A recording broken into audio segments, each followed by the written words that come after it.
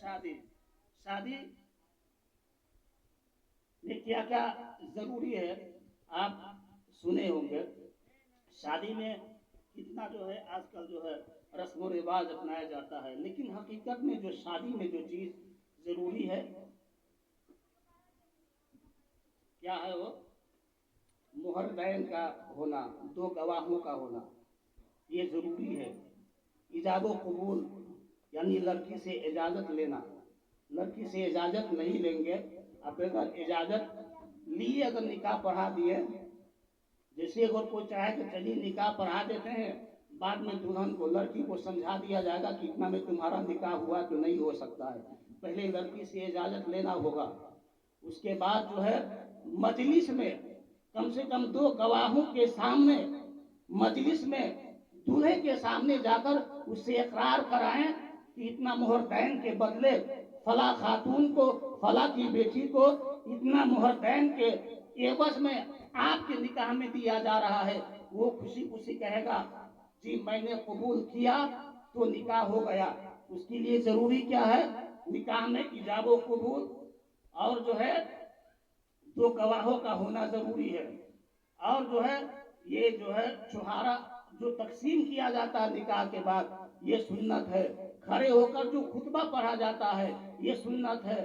شادی کے بعد یعنی بارات آنے کے بعد جو ہم کھانا کھلاتے ہیں جسے ولیمہ کہا جاتا ہے یہ سنت ہے. تو محترم سامعین، اگر نکاح میں ہم خطبہ نہیں پڑھیں گے پھر بھی نکاح ہو جائے گا، چھہارا نہیں بانٹیں گے پھر بھی نکاح ہو جائے گا، لیکن سنت سے محروم رہ جائیں گے. لیکن بغیر گواہ کا نکاح نہیں ہو سکتا، بغیر جو ہے ایجاب و قبول کے نکاح نہیں ہو سکتا.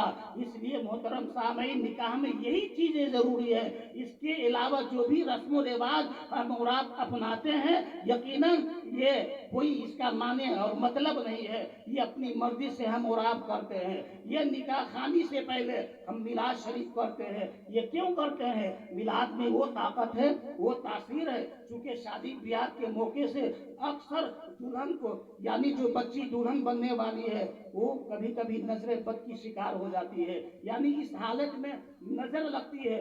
گاؤں کی عورتیں جو آتی ہے دیکھنے کے لیے کبھی کبھی کسی کی نظر لگ جاتی ہے، دولہا کو بھی کبھی کبھی کسی کی نظر لگ جاتی ہے. اس لیے اس دور جیسے کہ بچی اور بچوں کو جو کیا اس کو بولتے ہیں جو ہلدی وغیرہ لگتا ہے، اس صورت میں اس کو جو ہے باہر کہیں آنے جانے سے منع کیا جاتا ہے کہ نہیں جاؤ، لگن کیا بولتے ہیں لگن پہ بیٹھنا، اس کے بعد نہیں جانا چاہیے. چونکہ وہ حالت ایسی ہوتی ہے کہ نظر بد کا شکار ہو جاتے ہیں بچے لوگ، تو اس سے بچنا چاہیے. ہم میلاد اس لیے کرتے ہیں کہ میلاد کی برکت سے یہ شادی میں کوئی رکاوٹ آنے والی ہوگی، کسی کی نظر بد اگر لگی ہوگی، کوئی پریشانی آنے والی ہوگی تو یقیناً یہ میلاد میں وہ طاقت اور تاثیر ہے کہ میلاد کی برکت سے وہ ختم ہو جاتا ہے. میلاد کی برکت سے وہ جو ہے سب جو ہے رفع دفع ہو جاتا ہے اور برکتیں حاصل ہونے لگتی ہے، برکتیں شروع ہوتی ہے. اس لیے ہم میلاد شادی کرتے ہیں. یہ میلاد میرے آقا کی محفل ہے. ہم نبی کی سنت کی ادائیگی بھی کرتے ہیں اور سنت کی ادائیگی سے پہلے ہم